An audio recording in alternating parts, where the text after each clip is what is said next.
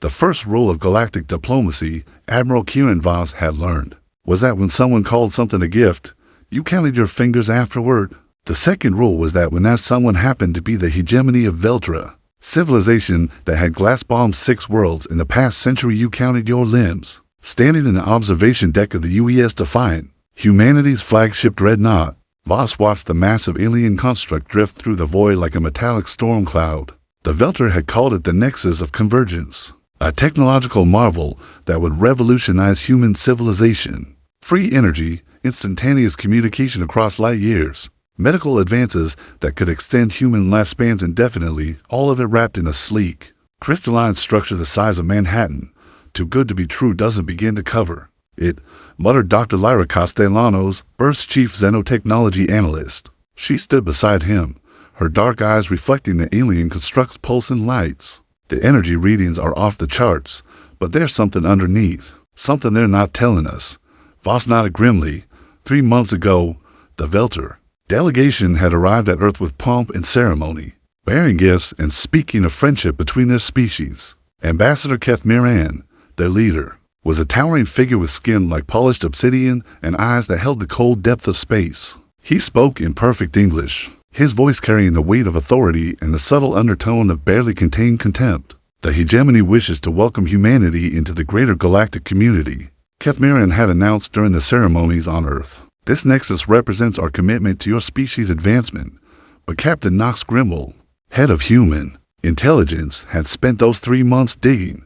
What he'd found made Voss's blood run cold. Every species that had accepted a Veltra gift in the past 2 centuries had vanished within a decade, not conquered, simply gone, as if they'd never existed. Admiral, came the voice of Lieutenant Commander Zara Blackthorne from the bridge. The Veltra delegation is requesting permission to board. For the activation ceremony, Voss exchanged a look with Castellanos. The activation ceremony. The moment when humanity would supposedly step into a new golden age. The moment when, if their suspicions were correct, they'd spring the trap that had been 3 months in the making.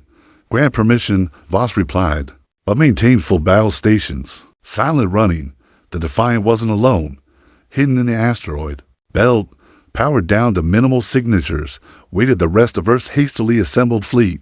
6 to 7 ships, including 12 dreadnoughts and the experimental carrier Vengeful Dawn. It was humanity's entire space-capable military force, gambling everything on Voss's gut instinct that the Veltra were not the benevolent benefactors they claimed to be. Dr. Castellanos had been working around the clock, analyzing every scrap of data they could gather about the Nexus. Her team had identified several concerning anomalies, quantum resonance patterns that matched nothing in known physics, energy signatures that seemed to bend space-time itself, and most disturbing of all, what appeared to be a massive computing array hidden within the construct's core. Admiral, Castellanos said quietly, if I'm right about what's inside that thing, it's not just a trap. It's a processing center. Every species that accepted these gifts, I think they were harvested. Their consciousness, their knowledge, their entire civilization digitized and stored. The implications hit Voss like a physical blow. The Veltra weren't conquerors in the traditional sense. They were collectors, preserving species like butterflies pinned to a board. Humanity wouldn't be destroyed, they'd be cataloged, archived, and then discarded. How long until activation? He asked. 18 hours, Castellanos replied. Once it's online, the quantum field will encompass the entire Sol system. There'll be no escape. Voss watched as the Veltra shuttle approached the Defiant, its sleek form cutting through space with predatory grace. Inside that shuttle, Ambassador Keth Miran and his entourage were coming to witness humanity's ascension. In reality, they were coming to watch Earth's funeral. The Admiral activated his personal comm, broadcasting on the encrypted channel to all human ships hidden throughout the system. All vessels, this is Admiral Voss. Operation Prometheus is now active. We have 18 hours to save our species. Remember, they called it a gift, but we know better. No surrender, no retreat, no mercy for Earth. As the Veltra shuttle docked with the Defiant, Voss felt the weight of 8 billion lives pressing down on his shoulders. The trap was closing, but humanity had one advantage the Veltra hadn't counted on. They'd been born in the darkness between stars, forged by centuries of war and hardship. When cornered, humans didn't just fight back, they fought dirty. The game was about to begin. Ambassador Kethmirian swept into the Defiance conference room. Like death incarnate, his obsidian skin gleaming under the harsh fluorescent lights, his entourage of 6 Velter officials followed in perfect formation. Their movements unnaturally synchronized, each stood nearly 8 feet tall, their elongated limbs and sharp features giving them the appearance of elegant predators. Admiral Voss, Kethmirian's voice resonated with harmonic undertones that made human ears ache. How gratifying to see humanity's finest prepared for this momentous occasion. Voss kept his expression neutral, though every instinct screamed at him to draw the plasma pistol at his hip.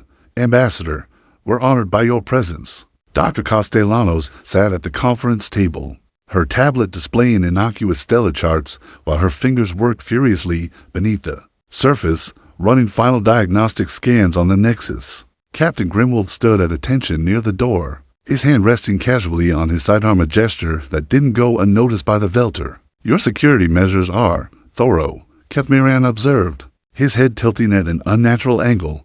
One might almost think you suspect treachery. Just standard protocols, Ambassador, Voss replied.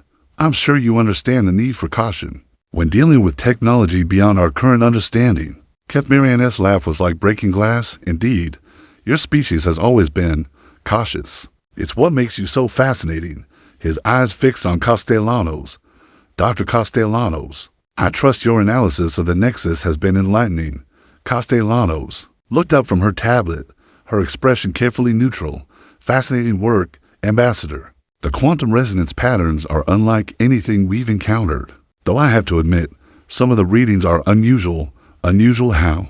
The question came from one of Kethmirian's subordinates, a female Velter whose skin held a slight blue tinge. Castellanos activated the holographic display, showing a 3-dimensional representation of the Nexus. The energy flow seemed to converge at a central processing core. The computational capacity appears to be significant, almost as if it's designed to store vast amounts of data. The temperature in the room seemed to drop 10 degrees.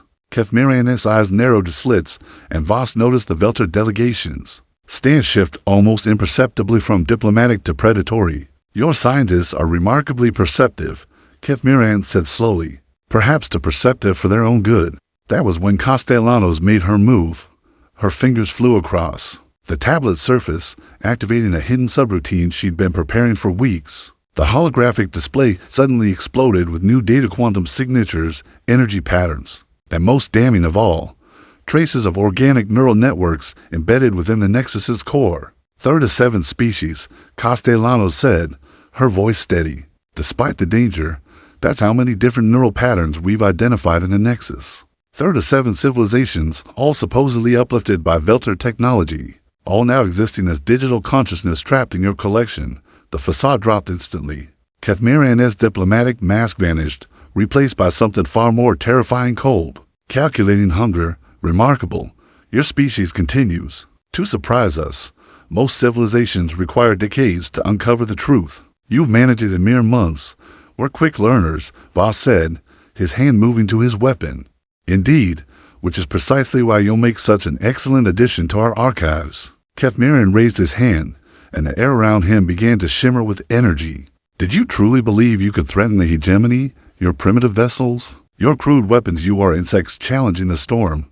Grimwald drew his pistol first, but the Velter were faster than human reflexes could follow. Energy discharged from their hands like controlled lightning, sending the captain sprawling across the deck, his uniform smoking. The other Velter moved within human speed, their forms blurring as they attacked. Voss rolled behind the conference table as plasma bolts seared the air where he'd been standing. The ship's emergency klaxons began wailing as the Velter's energy weapons overloaded the Defiance internal systems. Emergency lighting bathed the room in hellish red as the primary power grid went offline. All hands. This is Admiral Voss, he shouted into his comm while dodging another energy blast. The Velter have revealed their true nature. Execute operation. Prometheus immediately. Castellanos scrambled toward the emergency exit, her tablet clutched against her chest. One of the Velter intercepted her. Raising a clawed hand wreathed in crackling energy, she threw the tablet at the creature's face and dove sideways as its discharge turned the air, where she'd been standing, into superheated plasma. The tablet struck the Velter in the head and exploded in a shower of sparks and chemical fire. Nasty surprised Castellanos had rigged as a last resort. The alien shrieked as the improvised incendiary device ate through its obsidian skin, revealing the writhing mass of neural tissue beneath. They're not entirely organic. Castellanos shouted over the chaos. Biomechanical hybrids. Voss put 3 plasma rounds into the wounded Velter's center mass, watching with grim satisfaction as it collapsed in a pool of something that wasn't quite blood. The smell was nauseating ozone mixed with rotten flowers and burnt metal. Kethmiran snarled, his form beginning to shift and expand, his limbs elongated, his skin split to reveal additional sensory organs, and his fingers transformed into razor-sharp talons. You cannot comprehend what you're interfering with, humans. The Nexus is already online. Your pathetic resistance will only delay the inevitable. That's when the Defiant shuddered as something massive impacted its hull. Through the observation windows, Voss could see Velter warships decloaking throughout the system, sleek, predatory vessels that dwarfed anything in Earth's fleet. The trap had been sprung, but not the way the Velter had intended. As emergency power restored the ship's basic systems, Voss smiled grimly at the tactical display showing dozens of human vessels powering up throughout the asteroid belt. "You're right about one thing, Ambassador," Voss said, raising his weapon. "This is inevitable, but you've made one crucial mistake." "And what is that?" Kethmiran hissed. "You assumed we'd fight fair." The space around Earth erupted into chaos as both fleets decloaked simultaneously. Velter warships materialized like nightmares. Organic curves merged with crystalline technology, their hulls pulsing with bioluminescent veins. They moved through space with an unsettling fluidity, more like living creatures than constructed vessels. Admiral Voss fought his way to the Defiance bridge, while Velter boarding parties teleported directly through the ship's hull.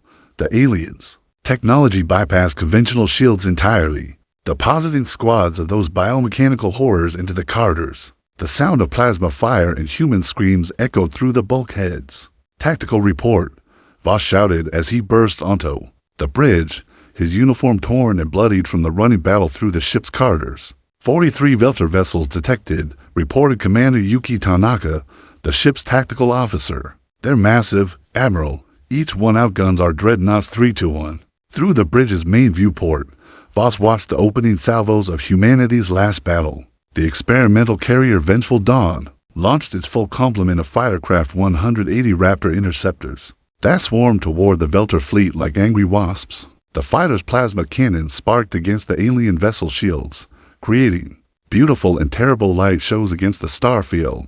Then the Velter returned fire. Their weapons were unlike anything in human experience. Instead of traditional energy beams or projectiles, they fired controlled spatial distortions that twisted space itself. The first wave of Raptors simply folded in on themselves, compressed into points of infinite density before winking out of existence. 18 pilots died in the space of a heartbeat, their fighters crushed by the fundamental forces of the universe.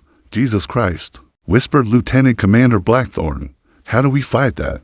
The answer came from Dr. Castellanos, who had fought her way to the bridge with a jury-rigged device that looked like a computer terminal mated with a plasma rifle.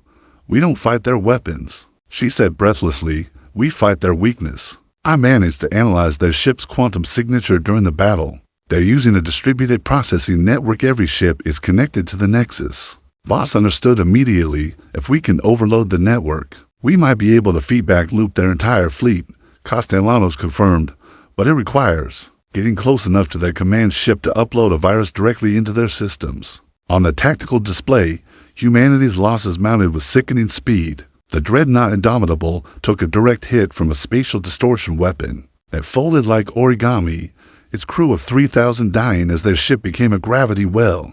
The destroyer Relentless managed to ram one of the smaller Velter vessels, its fusion core detonating in a brief new star that illuminated both ships' deaths. "Admiral," came the voice of Captain Marcus Steele from the heavy cruiser Retribution. "We're getting slaughtered out here.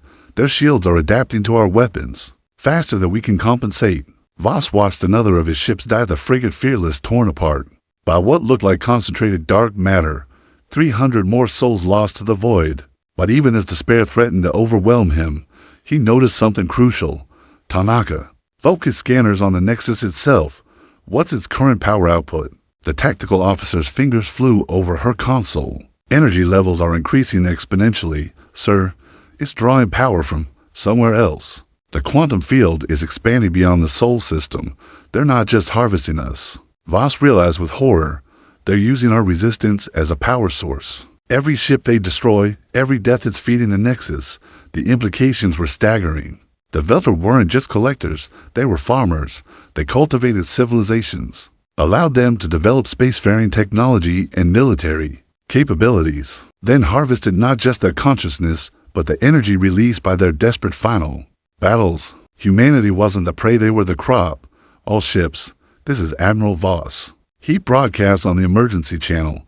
Cease all direct attacks on Velter vessels immediately. Repeat, do not engage the enemy fleet. The confused responses came. Instantly, Admiral, what are your orders, sir? We're sitting ducks, Voss. They're slaughtering us. I know, Voss replied grimly, but every shot we fire, every ship we lose, is making them stronger. We need a new strategy. That's when Captain Knox Grimwold's voice crackled over the comm from somewhere deep in the ship. Admiral, I've got wounded Velter down here in the med bay. Their biology is interesting.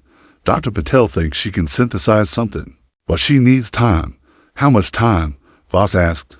40 minutes, maybe less if we can get her more samples. On the tactical display, the Velter fleet was moving into a perfect encirclement formation. They weren't in any hurry, they could afford to take their time. The Nexus continued to grow, stronger with each passing moment, its influence spreading like a cancer through local space. Voss made the hardest decision of his career. All vessels fall back to Luna base. Maximum burn. Evasive maneuvers only. We're not running from a fight, we're buying time for humanity's survival. The retreat was a masterpiece of controlled chaos. Human ships scattered like leaves before a hurricane, using every trick in the book to avoid the Velter's reality-warping weapons. The destroyer Valiant performed a slingshot maneuver around Mercury, using the planet's gravity well to accelerate beyond the aliens' targeting parameters. The cruiser Intrepid deployed its entire missile complement not at the enemy, but as a cloud of debris and electronic countermeasures. That masked the fleet's withdrawal, but the cost was devastating. The dreadnought Sovereign took a hit while covering the retreat, its captain sending a final message before the ship's reactor went critical. Tell my wife, I kept my promise, Earth and yours. As the battered remnants of Earth's fleet limped toward Luna, the Velter followed at a leisurely pace. They had all the time in the universe. The trap was closing, and humanity was running out of options. In the med bay of the Defiant, Dr. Amara Patel worked frantically over the dissected remains of 2 Velter specimens. What she found defied everything she thought she knew about biology. The creatures were hybrids of organic neural tissue and quantum mechanical computing matrices. Their consciousness existed in a state of quantum superposition, allowing them to process information at impossible speeds. But there was a weakness. Their hybrid nature required constant calibration between their biological and technological components. Introduce the right kind of virus, something that could infect both organic tissue and quantum processors, and their entire nervous system could collapse. I think I've got something, Dr. Patel announced, holding up a vial of what looked like liquid starlight. Bioquantum pathogen. It should propagate through their neural networks like wildfire. Will it work? Voss asked. Only one way to find out, she replied. But we need to deliver it directly to their command vessel. And Admiral, this is a one-way trip. The pathogen is designed to destroy any quantum biological hybrid it encounters. That includes the delivery system. Voss understood. Someone would have to fly directly into the heart of the Velter fleet, board their command ship, and release the pathogen, knowing they wouldn't survive the encounter. I'll do it, he said immediately. No, came a voice from the med bay's entrance. Dr. Castellano stood there, still clutching her improvised weapon. You're needed here to coordinate the fleet. This is my area of expertise. Before Voss could object, the ship's proximity alarms began screaming. Through the viewport, they could see the Velter fleet moving into final attack formation. The Nexus pulsed like a malevolent heart, its influence spreading through the solar system like a plague. Time was up. Dr. Lyra Castellano stood in the launch bay of the Defiant, her hands steady as she loaded Dr. Patel's bioquantum pathogen into a modified torpedo casing. The weapon looked innocuous, a cylinder of brushed metal no larger than a coffee thermos, but it represented humanity's last hope for survival. The stealth shuttle Phantom is prepped and ready, reported Chief Engineer Vex Kowalski. I've stripped out everything non-essential and boosted the cloaking field. You'll have maybe 10 minutes of invisibility before their sensors adapt. Castellanos nodded, clipping the weapon to her tactical vest. Around her, the launch bay bustled with desperate activity as maintenance crews made final preparations. Every face she saw carried the same expression, grim determination mixed with the knowledge that they were witnessing humanity's final gambit. Admiral Voss approached, his expression unreadable. "Lara, you don't have to do this. We can find another way." "No," she replied firmly. "We both know this is the only option. Besides, I designed the pathogen's delivery system. I know its weaknesses better than anyone." Through the launch bay's massive doors, they could see the Velter command vessel, a monstrosity of biomechanical architecture that dwarfed everything else in their fleet. It pulsed with veins of energy that connected it directly to the Nexus, making it both the fleet's brain and its most vulnerable point. Telemetry shows the command ship has a crew of approximately 3-0, reported Commander Tanaka over the comm. Bioscans indicate they're not all pure Velter. Some appear to be hybrids of other species. The implications were chilling. The Velter weren't just harvesting civilizations, they were converting them, turning the survivors into components of their collective consciousness. How many species had suffered this fate? How many unique cultures had been reduced to neural processors in the Velter's organic computers? Target analysis complete, Castellanos said, reviewing the data on her tablet. "I'll need to reach their primary processing core. It's located in the ship's center, approximately 2 kilometers from the nearest access port." 2 kilometers through a ship full of hostile aliens, Voss muttered. "And you'll be carrying a weapon that could kill you if it's damaged." "The pathogen is stable unless activated," she assured him.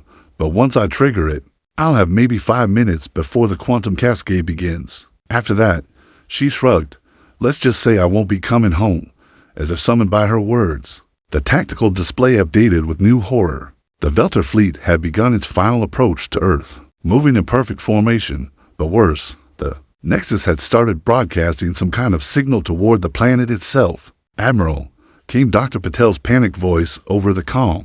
"The Nexus is emitting a quantum entanglement field. It's scanning Earth's population, mapping their neural patterns. They're not waiting for us to surrender, they're beginning the harvesting process now." On the display, they could see the effect across Earth's surface. Millions of lights representing human settlements began to flicker and dim. The Velter were pulling consciousness directly from living minds, storing it in their vast digital repositories while leaving behind empty husks. "Launch now," Voss ordered. Before they complete their sweep, Castellanos sprinted toward the Phantom, but the shuttle bay's lights suddenly died. Emergency power kicked in a moment later, bathing everything in hellish red. Through the launch bay doors, they could see Velter boarding pods attaching themselves to the Defiant's hull. "Like metallic parasites, they're boarding us," shouted Chief Kowalski. "Multiple breach points." The first Velter came through the shuttle bay's rear access, moving with that inhuman speed that made tracking them nearly impossible. Castellanos ducked behind a maintenance unit as plasma fire seared the air around her. One of the engineers wasn't fast enough. The energy bolt caught him center mass, and he collapsed in a smoking heap. Admiral Voss drew his sidearm and laid down, covering fire, but the Velter's personal shields absorbed the plasma bolts effortlessly. "Go," he shouted to Castellanos. "Get to that shuttle." She ran, zigzagging between maintenance equipment while the battle raged around her. Behind her, she could hear the wet sounds of Velter weapons tearing through human flesh. Chief Kowalski screamed as one of the aliens' neural whips wrapped around his head, the biomechanical tentacle boring into his skull to extract his memories. The Phantom was only 50 meters away, but it might as well have been on another planet. 3 more Velter had entered the bay, their forms shifting and adapting as they encountered resistance. One sprouted additional limbs to provide better firing angles, while another seemed to phase partially out of reality to avoid incoming fire. That's when Captain Grimwald arrived, with a squad of Marines, their heavy weapons filling the air with superheated plasma. The military-grade equipment was more effective than sidearms, actually staggering the Velter attackers. But even wounded, the aliens were horrifically dangerous, covering fire. Grimwald bellowed, advancing while his Marines laid down a withering barrage. "Get her to that shuttle." Castellanos made her run, the pathogen weapon bouncing against her ribs as she sprinted across the launch bay. Behind her, she could hear Grimwald's Marines dying, their screams cut short by the wet sounds of Velter feeding tentacles finding Their marks. She reached the Phantom and dove through its hatch just as one of the aliens' spatial distortion weapons turned the air behind her into a gravity well. The shuttle's hull groaned as space itself tried to crush it, but Kowalski's modifications held. Launch sequence initiated, the shuttle's AI announced in its maddeningly calm voice. Warning, multiple hostile contacts detected. Recommend immediate departure through the shuttle's rear viewport. Castellanos watched Admiral Voss make his last stand. He stood over the bodies of his crew, his plasma rifle spitting defiance at creatures that had harvested dozens of civilizations. One of the Velter approached him with predatory grace, its feeding tentacles already extending toward his head. Voss looked directly at Castellanos through the shuttle's viewport and nodded once. Then he triggered the grenade he'd been hiding. Behind his back, the explosion filled the launch bay with fire and shrapnel, buying Castellanos the precious seconds she needed. The Phantom shot out of the Defiant like a bullet from a gun, its cloaking field activating the moment it cleared the larger ship's hull. On her tactical display, she watched the Defiant die. The Velter had taken control of its systems, turning the proud dreadnought into another node in their collective network. The ship's lights pulsed in rhythm with the Nexus, its crew either dead or worse converted into processing units. For the Velter's vast intelligence, but Voss's sacrifice had bought her something precious: invisibility. The Phantom drifted through the Velter fleet like a ghost, its advanced stealth systems rendering it effectively invisible to their sensors. Castellanos could see dozens of the alien vessels. Around her, there were organic holes pulsing with bioluminescent patterns that probably represented communication or coordination. Target acquired, she whispered to herself, looking at the massive command vessel ahead. 2 kilometers to the processing core, bioquantum pathogen armed and ready. She thought about Earth, about the billions of people whose consciousness was being slowly drained away by the Nexus. She thought about Admiral Voss in his final moments of defiance. She thought about humanity's long journey from cave-dwelling primates to starfaring civilization and how it might all end in the next few minutes. The Phantom approached the command vessel's docking bay, and Castellanos began her final approach. Whatever happened next, the Velter would learn something about humanity they hadn't expected. When cornered, humans didn't just fight back, they fought to the death, and sometimes that was enough. The Phantom docked with the Velter command vessel with barely a whisper, its stealth systems masking the connection until the airlocks had sealed. Dr. Lyra Castellanos checked her weapon one final time, then stepped into an alien nightmare. The Velter ship's interior defied human understanding. Walls of living tissue pulsed with neural networks that glowed with bioluminescent patterns. The air itself seemed thick with consciousness whispers of harvested minds speaking in languages that no longer existed. Castellanos felt the pathogen weapon's weight against her chest and pushed forward into the heart of darkness. Behind her, in the space around Earth, the remainder of humanity's fleet made their final stand. What had started as a strategic retreat had become a desperate holding action. As the Velter advanced on the homeworld itself, Captain Marcus Steele, commanding the heavy cruiser Retribution, led 17 ships in a hopeless charge against the alien fleet's left flank. All vessels, this is Steele. We're not running anymore. Today we make them remember that humans know how to die. The Retribution opened with a full spread of fusion torpedoes, the warheads detonating against Velter shields in brilliant flashes. The alien vessels returned fire, with their spatial distortion weapons, reality bending and twisting around the human ships like taffy being pulled apart. The destroyer Courage took a direct hit, its captain transmitting final words even as her ship folded in on itself. Tell my children their mother died for something that mattered. The vessel imploded into a point of infinite density, taking its crew of 200 souls with it. But the human ships had learned from their earlier encounters. Instead of trying to match the Velter as superior technology, they fought with crude brutality that caught the aliens off guard. The frigate Tenacious rammed one of the smaller enemy vessels at maximum velocity, both ships disappearing in a fusion fireball that temporarily blinded every sensor in the system.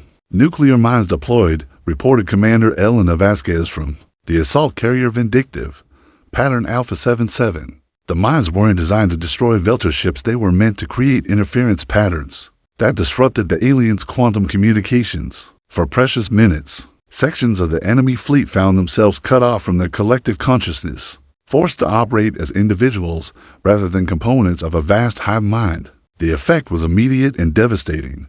Velter's ships began firing on each other, their organic computers unable to distinguish friend from foe without their network connection. 3 alien vessels destroyed each other in a cascade of friendly fire before their commanders could adapt, but the victory was short-lived. The Velter learned quickly, their ships beginning to emit counter-frequencies that neutralized the jamming effect. Within minutes, they were back to operating as a unified force, and their retaliation was swift and merciless. The vindictive died first, caught in a crossfire from 4 different spatial distortion weapons. The carrier's fusion reactors detonated in sequence, each explosion adding to the ship's death throes. Commander Vasquez's final transmission was barely audible over the static. "Avenge us." Meanwhile, deep inside the alien command vessel, Castellanos fought her way through corridors that seemed to shift and change around her. The ship's biomechanical systems were adapting to her presence, growing new obstacles and defenses with each passing minute. Security drones that looked like mechanical insects swarmed around her, their stingers dripping with neural toxins. She gunned down the first wave with her plasma rifle, but more kept coming. The drones weren't trying to kill her, they were trying to capture her alive, to add her consciousness to their collection. One of them managed to latch onto her back, its stinger probing for the base of her skull. She grabbed it with her free hand and crushed it against the wall, its circuits sparking as it died. The ship's internal communications system crackled to life around her, broadcasting in perfect English. "Dr. Castellanos, your resistance is admirable, but futile. Surrender now, and we will preserve your memories with dignity. Go to hell." She snarled, emptying her rifle's power cell into a cluster of neural nodes. The organic computer system screamed a sound like dying whales, and the corridor's lighting flickered dot in space. The battle raged with increasing desperation. The human fleet was down to 9 ships, each one battered and running on auxiliary power. The Velter had taken losses to 7 of their vessels had been destroyed or disabled, but they still outnumbered the humans for 2-1. Captain Steele's retribution was dying. Its hull breached in 17 places and its crew fighting boarding. Actions on 3 different decks, all remaining vessels. He transmitted, "This is our thermopyle.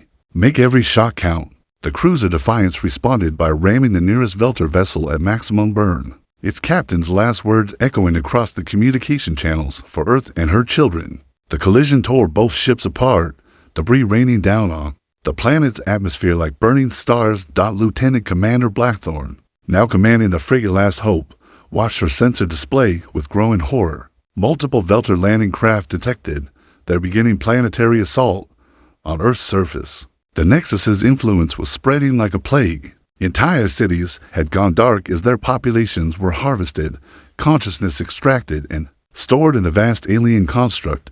But humanity wasn't going quietly into that digital night. General Patricia Thorne, Earth's military commander, stood in the bunker beneath NORAD watching the planet die.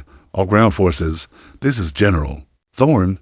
The fleet is holding them as long as possible, but we need to buy Dr. Castellanos more time. Make them bleed for every meter from the surface." Missile batteries opened fire on the descending Velter craft. The alien shields absorbed most of the damage, but not all. 3 landing craft fell burning from the sky, their crews dying as their organic ships crashed and burned. But it wasn't enough. For every Velter vessel destroyed, 2 more took its place. The alien fleet was vast, representing the combined military might of a galactic empire. Earth's defenders were brave, but they were also dying. Deep within the command vessel, Castellanos reached a massive chamber that defied physics. The walls curved impossibly, creating a space that seemed larger inside than the ship's external dimensions could accommodate. At the center stood the processing core, a pillar of crystalline flesh that pulsed with the stolen thoughts of 37 civilizations. She could hear them screaming. The voices of the harvested spoke in her mind, their consciousness trapped within the Velter as digital hell. Scientists from Kepler 440b who had discovered faster-than-light travel, only to have their entire species absorbed. Warriors from the Vega system who had fought the Velter for 3 centuries before falling to their gifts. Children from worlds whose names no longer existed, their laughter preserved as data points in an alien computer. "We tried to warn you," whispered a voice that might have belonged to a teacher from a dead world. "We tried to break free, to send signals, but the gift was already in place." Castellanos pulled out the bioquantum pathogen, her hands shaking. As she prepared the device, the processing core seemed to sense her presence. its bioluminescent pattern shifting to focus on her location. Around the chamber's perimeter, she could see Velter guards approaching, not the hybrid soldiers she'd encountered before, but pure strain aliens whose forms shifted between states of matter. Dr. Castellanos, came Ambassador Kethmirian's voice. From everywhere and nowhere, you have exceeded our expectations dramatically. Your species' capacity for self-sacrifice is remarkable. We will preserve this memory in our archives. Preserve this, she snarled, arming the pathogen. The device began to glow with that same liquid starlight radiance, its quantum components synchronizing with the ship's biomechanical systems. But as she moved toward the processing core, the Velter guards opened fire with weapons that seemed to tear holes in reality itself. Castellanos ducked behind a pillar of organic circuitry as dark energy bolts seared the air around her. The pathogen's timer showed for minutes until activation for minutes she might not have. Around her, the voices of the harvested grew stronger, more urgent. We can help, they whispered in unison. Our consciousness is trapped, but not powerless. Let us fight with you, one last time. Suddenly, the chamber's systems began to malfunction. Lights flickered, gravity fluctuated, and the Velter guards stumbled as their own ship turned against them. The harvested minds were rebelling, using their prison as a weapon against their captors. Security doors slammed shut, trapping two of the guards between massive blast barriers. The chamber's atmospheric systems began venting poisonous gas not harmful to humans, but lethal to Velter biology. The processing core itself began to pulse erratically as 37 civilizations fought back. From beyond death, impossible, Kethmirian's voice carried a note of panic. The archived consciousness cannot what? Castellanos shouted, as she sprinted toward the core. Cannot fight back, cannot resist. You never understood what you were harvesting, did you?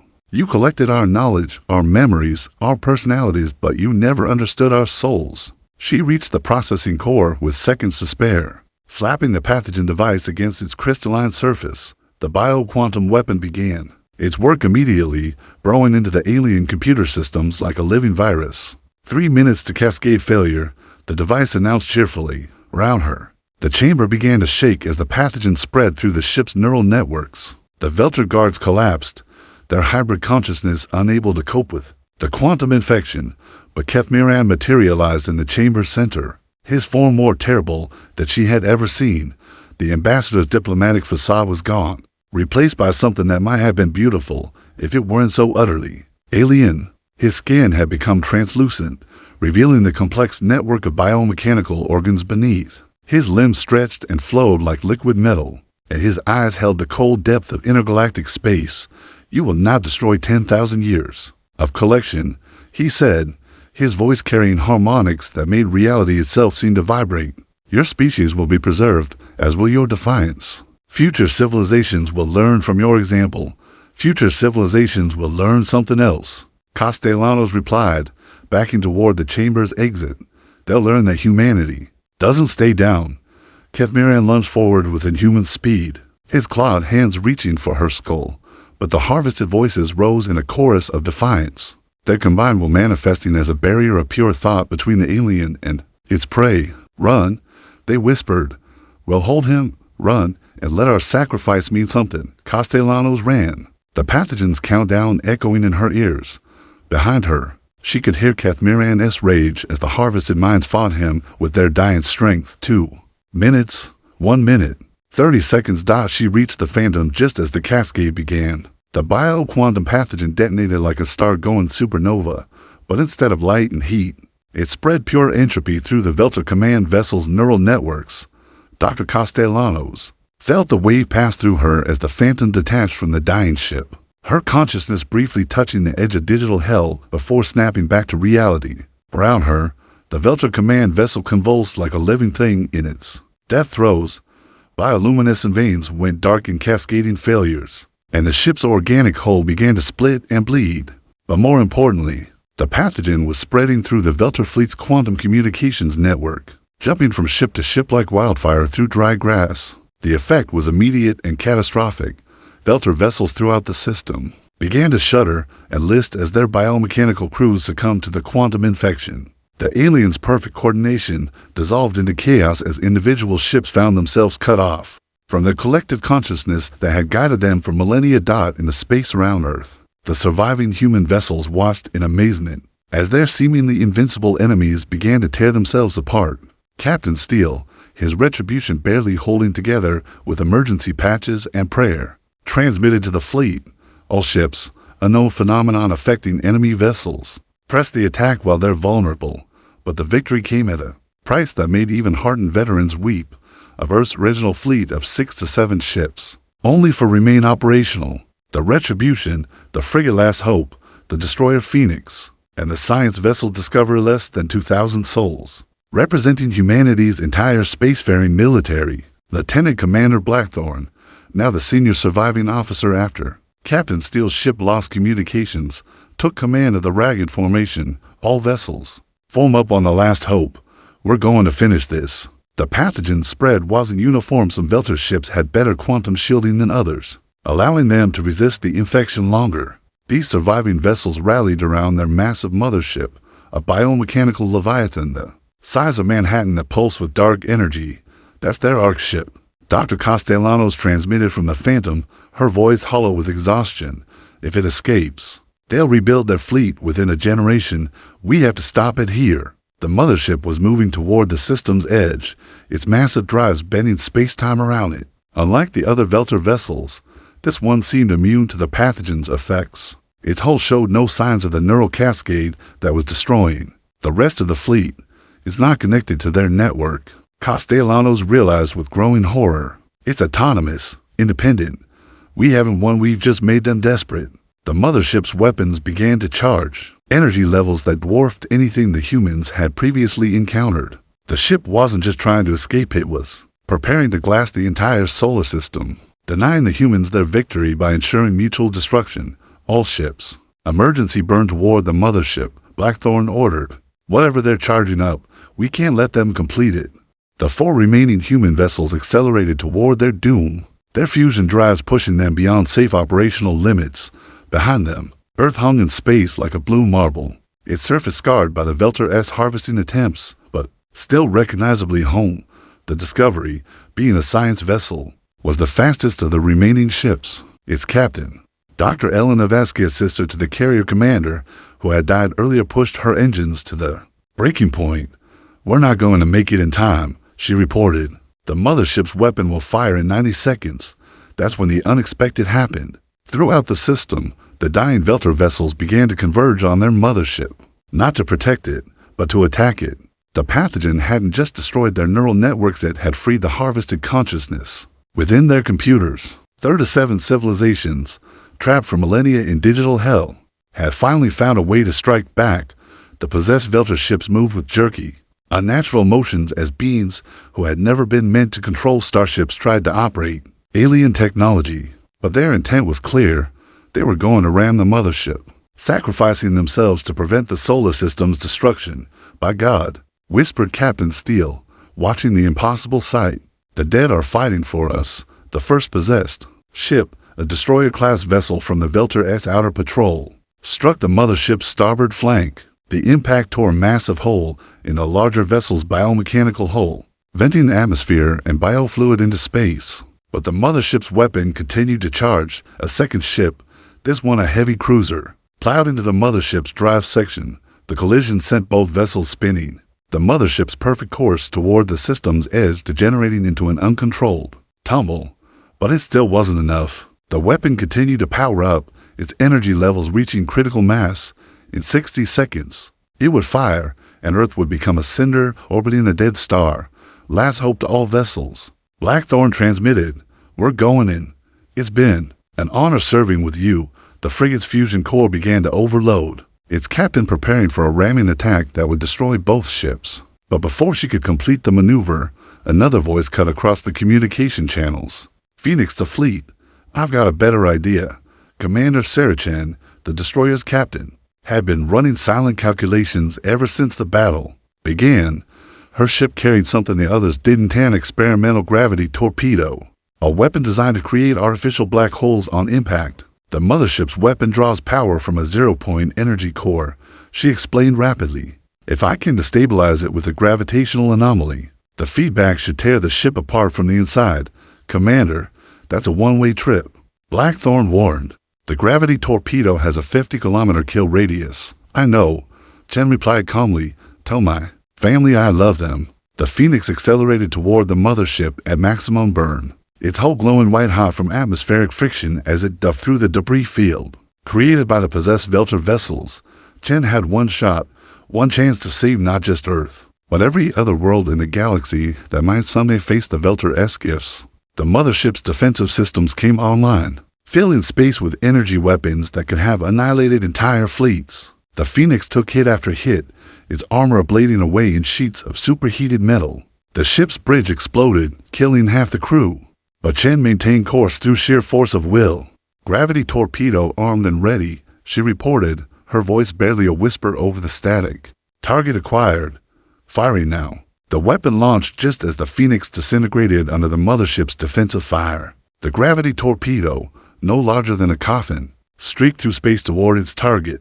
For a moment, nothing happened.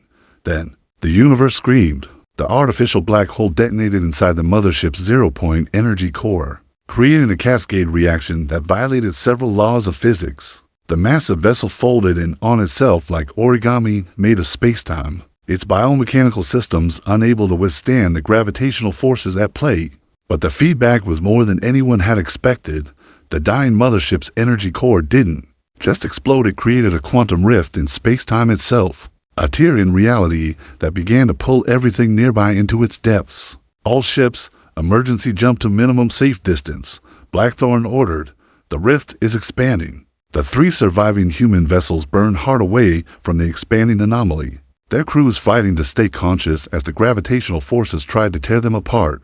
Behind them, the quantum rift consumed the Velter mothership, the possessed fleet vessels, and even the Nexus itself, the alien construct disappearing into whatever lay beyond the event horizon. When the rift finally collapsed, taking its impossible energies with it, the system was quiet. For the first time in months, space around Earth was free of alien vessels.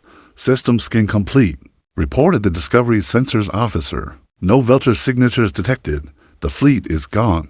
But the cost had been staggering. Of Earth's 6 to 7 ships and 180,000 crew members, only 3 vessels and fewer than 800 souls remained. Entire families had been lost. Whole communities wiped out in the space of a few hours. Dr. Castellanos, still piloting the Phantom, looked out at the debris field that marked humanity's Pyrrhic victory. "We won," she said quietly, "but at what cost?" The answer came from Earth itself, as communication channels that had been silent for hours suddenly crackled back to life. Across the planet's surface, lights were coming back on as the Nexus's influence faded. The harvesting process had stopped, and while millions had died, billions more had been saved. "This is General Thorne to all surviving vessels," came the transmission from Earth's surface. "Welcome home. You did it. You actually did it." But even as the survivors celebrated, they all knew the same terrible truth. The Velter had been one threat among many in a galaxy full of predators. Earth had won this battle, but the war for humanity's survival was just beginning. 6 months after the Battle of Sol, Dr. Lyra Castellanos stood in the memorial garden that had been constructed from the wreckage of the Defiant. The twisted metal had been formed into a spiraling monument that reached toward the stars, inscribed with the names of every soul lost in humanity's darkest hour. 180,000 names, each representing a life cut short in defense of their species. The garden was quiet despite the crowds that gathered there daily. People came to remember, to mourn, and to understand what had been sacrificed for their survival. Children who would never know their parents' faces, spouses who would grow old alone, communities that would never be whole again. Castellanos traced her finger along one particular name, Admiral Kieran Voss, the man who had seen through the Velter-esque deception and paid for that insight with his life. His final stand in the shuttle bay had bought her the seconds she needed to escape, and those seconds had saved 8 billion lives. He knew, didn't he? The voice belonged to Commander Sarah Chen's daughter, a young woman named Maya who had traveled from Mars to see her mother's name carved in quantum-etched titanium, Admiral Voss. He knew it was a trap from the beginning. He suspected. Castellanos replied softly, "We all did. On some level. The gifts were too perfect, too convenient. But suspicion and proof are different things." Around them, the memorial garden stretched for kilometers. incorporating wreckage from every ship lost in the battle. The Retribution's twisted superstructure formed an arch that framed Earth in the distance. Pieces of the Phoenix had been shaped into a fountain that played recordings of the last transmissions from the fallen. Dr. Castellanos? Maya's voice was hesitant. My mother's final message. Do you think she was afraid? Castellanos considered the question carefully. She had reviewed Commander Chen's last transmission dozens of times, analyzing every word for clues about humanity's future. What she had found wasn't fear, but something far more complex. I think. She was terrified, Castellanos said finally, but she was also determined. Your mother knew that her sacrifice would save not just Earth, but countless other worlds that the Velter might have targeted. She was afraid, but she chose to act anyway. That's what courage really means. The young woman nodded, tears streaming down her face. Around them, other families were having similar conversations, sharing memories of loved ones who had died so that life could continue. But the memorial garden served another purpose beyond remembrance. Hidden beneath its artistic facade were the most advanced detection arrays humanity had ever constructed. The wreckage of Velter ships, analyzed and reverse-engineered, had provided insights into galactic civilization that changed everything. Earth wasn't alone in the universe. The galaxy teemed with life, most of it hostile. The Velter had been just one predator among many, harvesting younger civilizations to feed their hunger for knowledge and consciousness. But they hadn't been the apex predators they believed themselves to be. The quantum archaeological data is disturbing, reported Dr. Amara Patel during the morning briefing in the underground command center. We've identified at least 17 different galactic powers that could pose existential threats to humanity. The Velter were actually considered relatively benign by galactic standards. General Patricia Thorne, now Earth's supreme military commander, studied the holographic display showing humanity's new understanding of their cosmic neighborhood. Red zones marked hostile territories, yellow indicated unknowns, and the tiny blue dot representing Sol sat surrounded by an ocean of potential threats. Recommendations? Thorne asked. We accelerate the diaspora project, Patel replied. Spread humanity across as many systems as possible, as quickly as possible.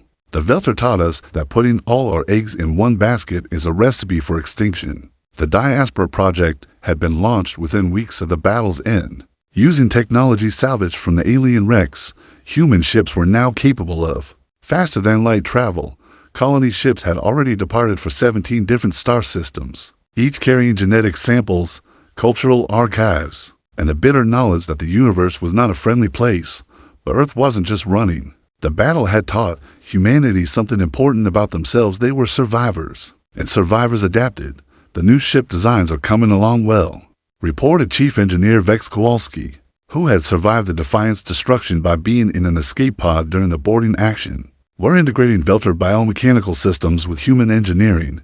The results are promising. The first of the new warships, christened the Voss in honor of the fallen admiral, was unlike anything humanity had previously built. Its hull combined human durability with alien adaptability, creating vessels that could repair themselves and evolve to meet new threats. The weapons systems were equally revolutionary, combining human ingenuity with stolen alien technology. But our greatest advantage isn't technological, added Lieutenant Commander Blackthorn, now captain of the rebuilt Earth Defense Force. It's psychological. Every other species the Velter encountered fought them conventionally. We fought dirty, used their own systems against them, and turned their harvested victims into weapons. That kind of lateral thinking is going to be crucial in the battles ahead, because there would be battles ahead.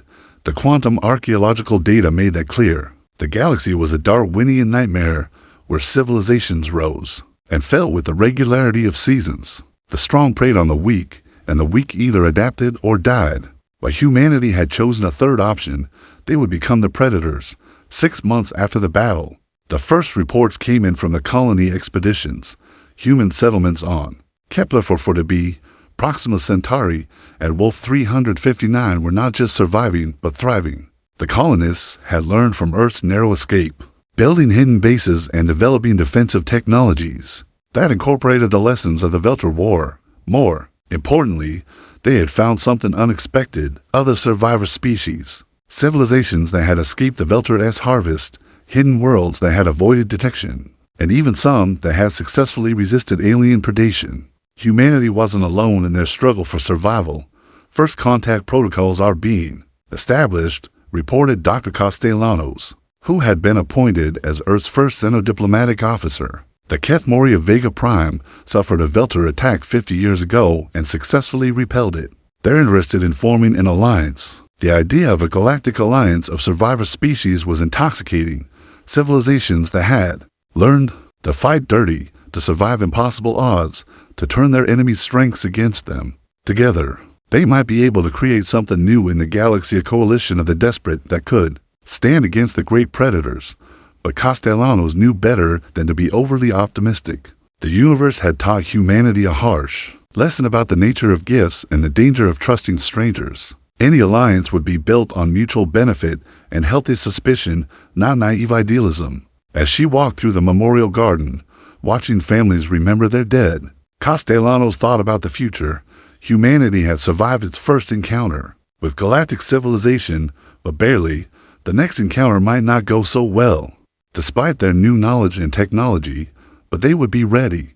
The memorial garden was proof of that, not just a monument to the dead, but a promise to the living. Never again would humanity be caught unprepared. Never again would they mistake a trap for a gift. The stars above held wonders and terrors in equal measure, but humanity would meet them on their own terms. They had been forged in the fires of desperation and tempered by sacrifice. They had learned the most important lesson the galaxy had to teach. In a universe full of predators, the only way to survive was to become something more dangerous than anything hunting you.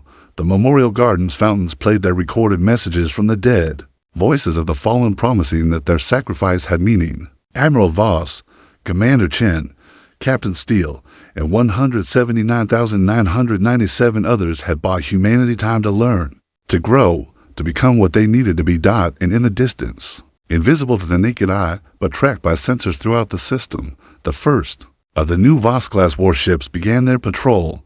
Humanity's children, armed with the knowledge of the dead and the determination of the living, stood guard against the dark. The galaxy would learn, as the Velter had learned, that humanity was not prey. They were the storm that followed.